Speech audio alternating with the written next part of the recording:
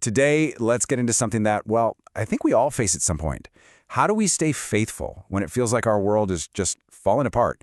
We're going to talk about how to stand firm, especially in those really dark seasons. So let me ask you this directly. How do you stand firm when the world around you just goes dark? You know, when the culture shifts in a way that feels alien, or when your own personal world gets completely shaken up. How do you hold on? The good news is, we are not the first people to ask this question, not by a long shot. And the Bible actually gives us an incredible roadmap for navigating these exact moments. So to really get a grip on this, we're going to go back in time. We're diving into the Bible, specifically 2 Chronicles chapters 22 and 23, to look at one of the absolute darkest periods for the nation of Judah. And listen, this isn't just some ancient story. It's a powerful case study in what happens when a nation completely loses its way, and, more importantly, how a few faithful people can make all the difference. And just look at how fast things went downhill. First, you have King Jehoram, who just turns the entire nation away from God. Then his own son, Ahaziah, comes along and follows that exact same wicked path. And then, a total crisis. This ruthless ruler, Queen Athaliah, seizes power and tries to completely exterminate the royal family. We're talking about the very lineage that God himself had promised to preserve.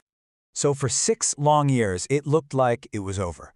It looked like evil had totally and completely won. The rightful king was thought to be dead, and this wicked, illegitimate queen was on the throne.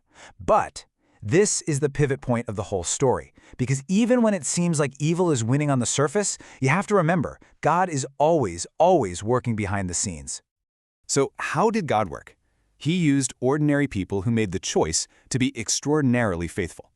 And that brings us to the heroes of this story, a priest named Jehoiada and his wife, Jehosheba.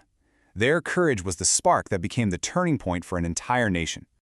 And you know, their faithfulness wasn't just one big heroic act. It played out in stages. First, you have Jehosheba's just incredible bravery, snatching the baby prince Joash from certain death.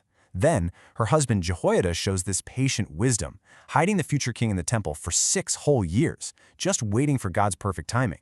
And then finally, he steps up with strategic leadership, organizing all the faithful people to restore God's chosen king to the throne. Okay, so that's an amazing story, right? But it's not just a history lesson. It is packed with lessons for us, right here, right now. And the first, most crucial takeaway is this: your faithfulness matters most when everything seems to be at its absolute worst. Just think about it like this. I mean, anybody can follow God when things are going great, right? When life is easy, when the culture around you is supportive. But real faith is forged in the fire. It's proven in those moments of intense pressure when you feel outnumbered and standing for what's right is completely unpopular. That's when your faithfulness really, truly counts. So, what's the bottom line here? It's this. God calls us to stay faithful precisely because He is still working, even when we can't see the full picture, even when it looks for all the world like darkness is winning. Our job is just to trust that He is moving behind the scenes and that our faithfulness is a part of His plan. So how do we actually do this? How do we live this out? Well, here are 4 really practical steps. First, anchor your heart in the Bible. It's your foundation. Second, pray. Be faithful in prayer, especially when it feels like no one else is. Third, protect your own devotion. Don't let the darkness of the world dim your light. And finally, believe. Truly believe that God uses people just like you and me to bring about His restoration. Okay, so that leads us right into our second big lesson. See, faithfulness isn't just some vague feeling. It's about taking action in a specific place. It's about finding and then holding your God-given post. This was the direct command that Jehoiada gave to the priests and the Levites. Stand at your posts. Follow the Lord's commands. It was so clear, so simple, but so powerful. Every single person had a specific spot, a specific role to play in God's bigger plan. And it was their collective obedience that turned the tide for the whole nation. In that command, believe it or not, it echoes down through the centuries to us today. So the question for you, for me, is this: where is my post?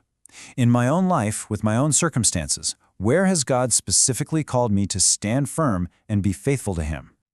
And look, your post probably isn't going to be in a temple leading a revolution. It's usually in the everyday, ordinary places of your life.